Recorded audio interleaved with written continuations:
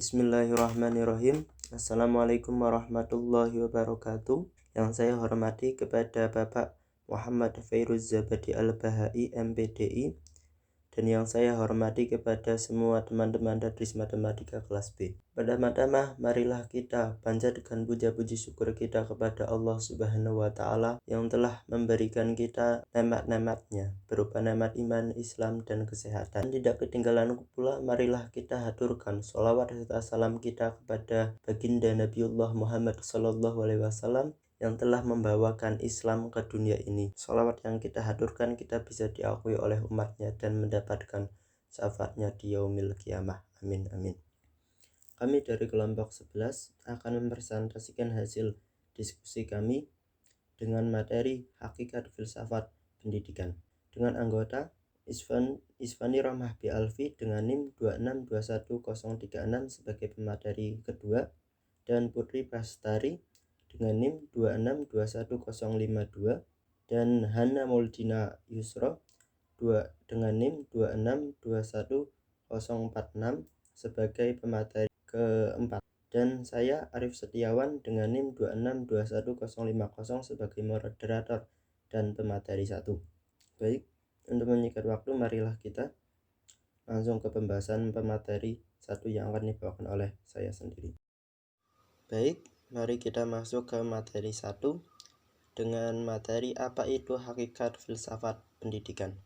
Menurut Kamus Besar Bahasa Indonesia, disingkat KBBI, kata pendidikan berasal dari kata didik dan mendapat imbuhan pe dan akhiran an.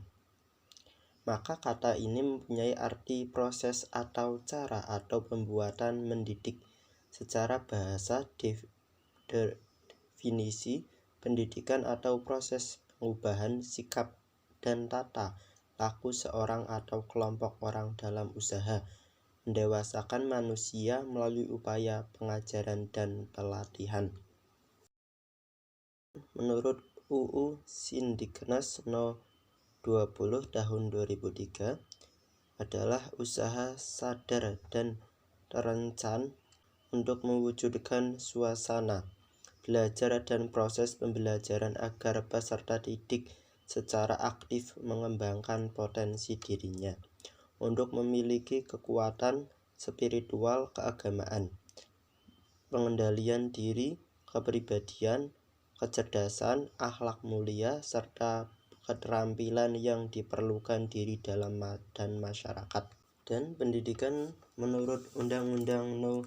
20 tahun 2003, pendidikan adalah usaha sadar dan terencana untuk mewujudkan suasana belajar dan proses pembelajaran agar peserta didik secara aktif mengembangkan potensi dirinya untuk memiliki kekuatan spiritual keagamaan, pengendalian diri, kepribadian, kecerdasan, akhlak mulia, serta keterampilan yang diperlukan dirinya, masyarakat, bangsa, dan negara. Dan pendidikan menurut Ki Hajar Dewantara menjelaskan tentang pengertian pendidikan, yaitu tuntunan di dalam hidup tumbuhnya anak-anak. Adapun maksudnya, pendidikan yaitu menuntun segala kekuatan kodrat yang ada pada anak-anak itu, agar mereka sebagai manusia dan sebagai anggota masyarakat dapat mencapai keselamatan dan kebahagiaan setinggi-tingginya. Lalu kita masuk ke rumusan arti hakikat pendidikan. Terbagi menjadi 4. 1. Pendidikan merupakan proses interaksi manusiawi yang ditandai keseimbangan antara kedaulatan subjek didik dengan kewibawaan pendidik. Kedua, pendidikan merupakan usaha penyimpaan subjek didik menghadapi lingkungan yang mengalami perubahan yang semakin pesat. Yang ketiga, pendidikan meningkatkan kualitas kehidupan pribadi dan masyarakat. Dan yang keempat, pendidikan berlangsung seumur hidup atau yang dimaksud adalah pendidikan merupakan kiat dalam menerapkan prinsip-prinsip ilmu. Kita lanjut ke asas dalam hakikat pendidikan. Asas pendidikan terbagi menjadi 6 bagian, yaitu yang pertama asas pendekatan. Asas pendekatan atau humanistik adalah pendekatan di mana anak didik dihargai sebagai insan manusia yang potensial, dalam arti mempunyai kemampuan, kelebihan, kekurangannya. Yang kedua adalah asas kemerdekaan. Memberikan kemerdekaan kepada anak didik, kebiasaan yang dituntun oleh kodrat alam, baik dalam kehidupan individu maupun sebagai anggota masyarakat. Yang ketiga adalah asas kodrat alam. Menjadi suatu dengan kodrat alam tidak dapat lepas dari aturan main sunatullah. Tiap orang diberi keluasan, diberikan, dibimbing untuk berkembang secara wajar menurut kodratnya. Yang keempat adalah asas kebudayaan. Mengikuti kebudayaan luar yang telah maju sesuai dengan zaman. Kemajuan dunia terus diikuti, namun kebudayaan sendiri tetap menjadi acuan utama, dalam arti jati diri. Yang kelima adalah asas kebangsaan. Membina kesatuan bangsa, perasaan satu dalam suka dan duka, perjuangan bangsa dengan tetap menghargai bangsa lain, menciptakan keserasian dengan bangsa lain. Yang keenam adalah asas kemanusiaan. Mendidik anak menjadi manusia yang manusiawi sesuai dengan kodratnya atau dengan semestinya sebagai makhluk ciptaan Tuhan. Baik, saya akan melanjutkan pemaparan tentang arti hakikat pendidikan. Seperti yang sudah dijelaskan oleh pemateri pertama menurut para ahli. Lalu bagaimana sih menurut berbagai aliran filsafat pendidikan? Aliran filsafat pendidikan dibagi menjadi 3. Yang pertama yaitu progresivisme, dan yang kedua konstruktivisme, dan yang ketiga yaitu humanistik. Yang pertama adalah progresivisme. Dalam pandangan progresivisme, manusia harus selalu maju, bertindak konstruktif, inovatif, reformatif, aktif, dan dinamis. Sebab manusia memiliki naluri selalu menginginkan perubahan-perubahan. Menurut Imam Bernalib, progresivisme menghendaki pendidikan yang progresif. Semua itu dilakukan oleh pendidikan agar manusia dapat memahami kemajuan, sehingga orang akan bertindak sesuai dengan ketentuan dan lingkungannya. Aliran progresivisme didirikan pada tahun 1918, muncul dan berkembang pada permulaan abad ke-20 di Amerika Serikat. Pencetus aliran progresivisme yang populer adalah John Dewey. Pendidikan merupakan proses budaya, oleh karena itu ia tumbuh dan berkembang dalam alur kebudayaan setiap masyarakat dan sering bersumber pada agama dan tradisi yang dianut oleh masyarakat tersebut, sehingga kehadirannya mempunyai akar yang kuat pada budaya masyarakat. Kecenderungan perkembangan lingkungan di masa mendatang pada aliran ini perlu dianalisis secara mantap, tepat, dan cepat.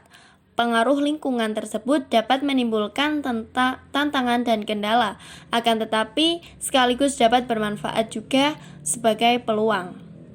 Aliran ini memandang bahwa peserta didik yang berkaitan dengan akal dan kecerdasan. Hal ini ditunjukkan dengan fakta bahwa manusia mempunyai kelebihan apabila dibandingkan dengan makhluk lain. Manusia memiliki sifat dinamis dan kreatif, didukung oleh kecerdasannya sebagai bekal menghadapi dan memecahkan masalah. Oleh karena itu, aliran progresivisme ini menempatkan manusia sebagai makhluk biologis yang utuh dan menghormati harkat dan martabat manusia sebagai pelaku hidup. Dalam kurikulum pendidikan aliran progresivisme ini menghendaki lembaga pendidikan memiliki kurikulum yang bersifat fleksibel, dinamis, tidak kaku, tidak berkaitan dengan doktrin-doktrin tertentu, bersifat terbuka, memiliki relevansi dengan prinsip-prinsip pengembangan kurikulum pendidikan. Salah satu dari prinsip pengembangan kurikulum pendidikan di atas dasar kesadaran bahwa ilmu pengetahuan, teknologi, dan seni dapat berkembang secara dinamis. Dari berbagai pandangan tersebut, dapat disimpulkan bahwa sesungguhnya pengembangan kurikulum pendidikan progresivisme menekankan pada how to think, how to do, bukan what to think dan what to do. Artinya lebih menekankan dan mengutamakan metode daripada materi. Tujuannya adalah memberikan individu kemampuan yang memungkinkannya untuk berinteraksi dengan lingkungan sekitar yang selalu berubah. Dengan menekankan pada aspek metodologi kurikulum yang sudah disusun berdasarkan landasan filosofi progresivisme akan dapat menyesuaikan situasi dan kondisi, lebih fleksibel dalam menghadapi perubahan, serta familiar terhadap masa kini. Perubahan progresivisme memandang masa lalu sebagai cerminan untuk menghadapi masa kini, dan masa kini sebagai landasan bagi masa mendatang. Lalu aliran yang kedua yaitu aliran konstruktivisme. Salah satu tokoh yang disebut-sebut sebagai pelopor konstruktivisme adalah J. Piaget. Dia adalah seorang psikolog kelahiran Swiss pada tanggal 9 Agustus 1896. J. Piaget dalam bidang pendidikan dikenal dengan nama konstruktivisme kognitif atau personal konstruktivisme. J. Piaget meyakini bahwa belajar akan lebih berhasil apabila disesuaikan dengan tahap perkembangan kognitif peserta didik. Aliran konstruktivisme adalah suatu aliran filsafat yang menekankan bahwa pendidikan atau pengetahuan adalah konstruksi. Pengetahuan bukanlah suatu tiruan dari kenyataan. Pengetahuan ataupun pemahaman merupakan akibat dari suatu konstruksi kognitif melalui kegiatan seseorang. Seseorang dapat membentuk skema, kategori, konsep, dan struktur pengetahuan yang diperlukan dalam dirinya sendiri. Proses pembentukan ini berjalan terus-menerus dan setiap kali akan mengadakan reorganisasi karena adanya suatu pemahaman yang baru. Sejak kecil, anak sudah memiliki struktur kognitif tersendiri, yang kemudian dinamakan skema. Skema adalah hasil kesimpulan atau pembentukan mental konstruksi hipotesis, seperti intelektual, kreativitas, kemampuan, dan juga naluri. Skema dapat terbentuk karena pengalaman. Proses penyempurnaan skema melalui proses asimilasi dan juga akomodasi.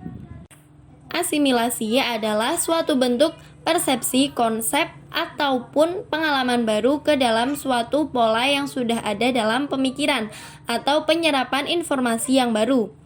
Sedangkan akomodasi adalah membentuk skema-skema baru yang sesuai dengan rangsangan yang baru atau menyusun kembali struktur pikiran karena adanya informasi yang baru sehingga informasi tersebut memiliki tempat.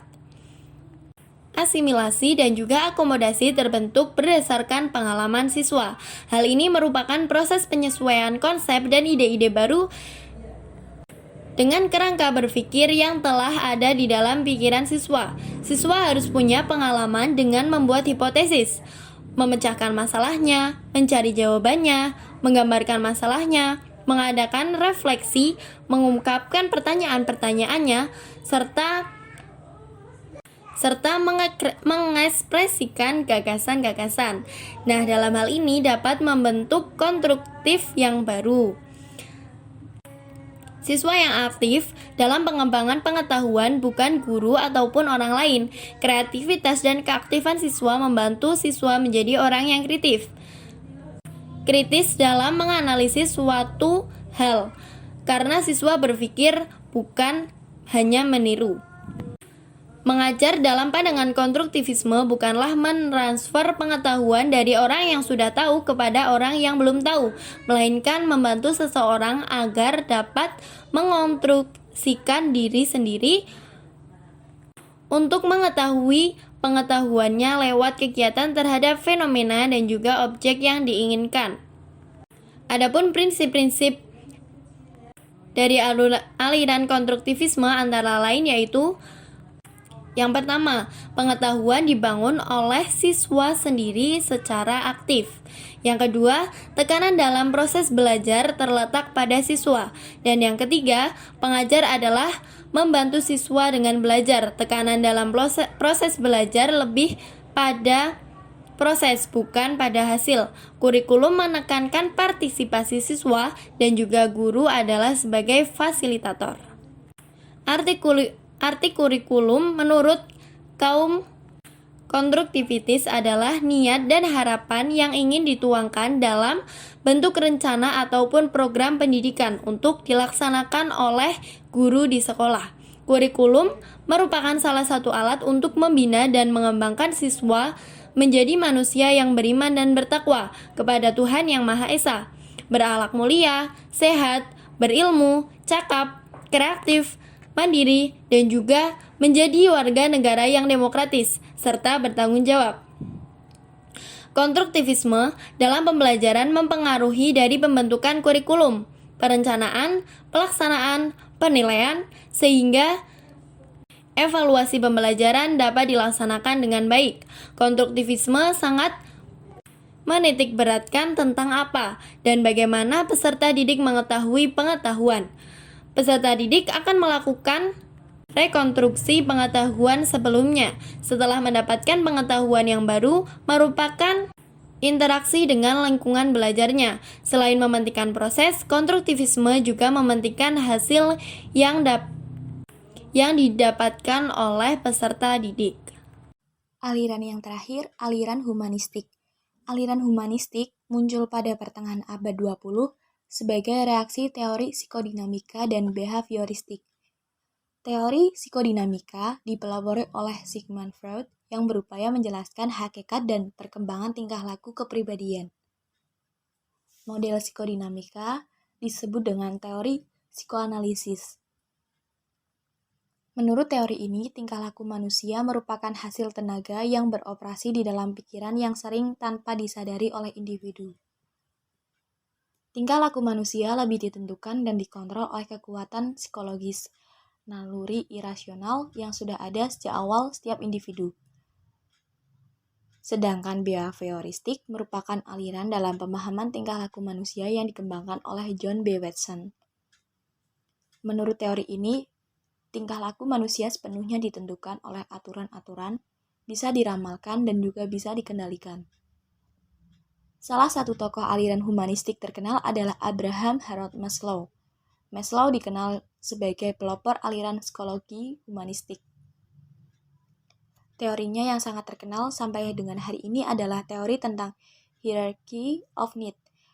Dalam teori hierarki kebutuhan, Maslow menyebutkan ada 5 jenis kebutuhan dasar manusia secara berjenjang dan bertingkat, mulai dari yang paling rendah sampai yang paling tinggi. Kebutuhan-kebutuhan itu merupakan inti kodrat manusia, sebagaimana kebutuhan peserta didik juga tidak jauh berbeda dengan kebutuhan manusia pada umumnya. Kemudian ada pengertian filsafat pendidikan. Filsafat pendidikan adalah filsafat yang digunakan dalam studi mengenai masalah-masalah pendidikan. Pengertian tersebut dapat kita rumuskan dari telaah kedua kata, yang membentuk frasanya sendiri. Filsafat adalah kajian kritis terhadap pemikiran yang telah diamini kebenarannya, sementara pendidikan adalah usaha untuk mewujudkan pembelajaran yang dapat diikuti secara baik oleh peserta didik dalam mengembangkan potensi dirinya. Melalui penjabaran di atas dapat disimpulkan bahwa filsafat pendidikan adalah kajian kritis terhadap pemikiran dan sikap yang telah dan atau akan dibuat melalui pencarian dan analisis konsep dasar dalam untuk menciptakan pertimbangan yang lebih baik dan sesuai dalam skop pendidikan yang berusaha untuk mewujudkan pembelajaran yang dapat diikuti oleh peserta didik dalam mengembangkan potensi dirinya dari segi keilmuan, kepribadian, dan nilai positif lainnya. Filsafat pendidikan sangat berperan penting sebagai paradigma dalam mendidik. Kata paradigma berasal dari bahasa Inggris, yakni paradigm, yang merupakan serapan dari bahasa Latin yakni paradigma, yang memiliki arti suatu model atau pola.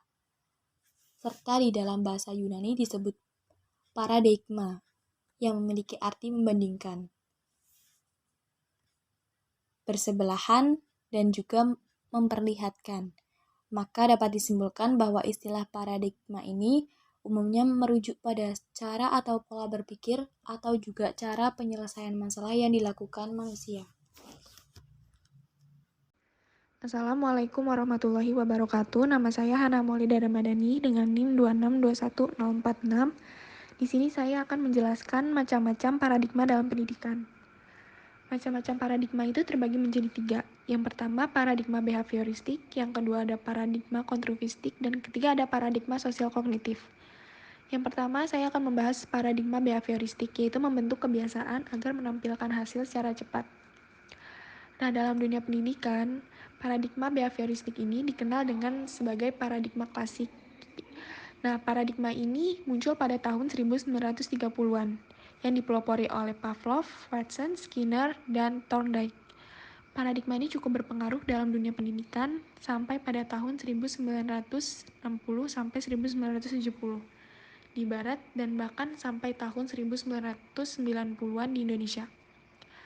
Paradigma behavioristik atau perilaku sosial ini dapat dilihat dalam berbagai bentuk pengembangan manajemen pendidikan yang mendasarkan pada pemikiran positivisme, empirisme, teknokrasi, dan manajerialisme, yang merupakan reaksi terhadap model pembelajaran yang sebelumnya itu menganut perspektif Gestalt yang memfokuskan pada cara kerja pemikiran kognitif. Selanjutnya yang kedua ada paradigma konstruktivistik, yaitu pemahaman dan pemecahan persoalan yang ada. Paradigma ini berakar pada filsafat humanisme dan fenomenologi. Nah, dalam perkembangannya, paradigma ini juga mengambil sejumlah gagasan yang dikembangkan oleh filsafat rasionalisme dan bahkan juga positivisme, meskipun tidak sedominan seperti dalam paradigma behavioristik. Ada 2 jenis pendidikan konstruktivisme. Yang pertama ada konstruktivisme psikologi, dan yang kedua ada konstruktivisme sosial. Lanjut, yang ketiga ada paradigma sosial kognitif, yaitu melalui tindakan yang bisa merubah situasi. Nah, dalam paradigma ini, pembelajaran disetting sedemikian rupa sehingga siswa bisa menggunakan sistem pengetahuan yang dimilikinya dan digunakan untuk berdialog dengan lingkungan. Nah, dalam pembelajaran atau pemikiran yang dilakukan melalui tindakan yang biasa mengubah situasi. Nah, situasi yang merubah cara pembelajaran yang dilakukan siswa. Nah, gagasan yang terpenting dalam hal ini adalah bahwa pembelajaran adalah aktivitas yang difasilitasi yang di dalamnya terdapat bentuk-bentuk ragam budaya yang ada menjadi faktor penting. Dengan demikian, pembelajaran dalam perspektif ini dapat diartikan sebagai aktivitas sosial dan kolaborasi. Di dalamnya siswa mengembangkan pemikirannya bersama-sama. Khairun nasi ahsanuhum khalaqan wa anfu'uhum linnas. Sebaik-baik manusia itu adalah yang paling baik budi pekertinya dan yang paling bermanfaat bagi orang lain. Baik, terima kasih atas perhatiannya. Sekian dari kami dari kelompok 11. Bila banyak kesalahan dalam tutur kata dan penyampaiannya, kami dari kelompok 11 meminta maaf sebesar-besarnya. Wassalamualaikum warahmatullahi wabarakatuh.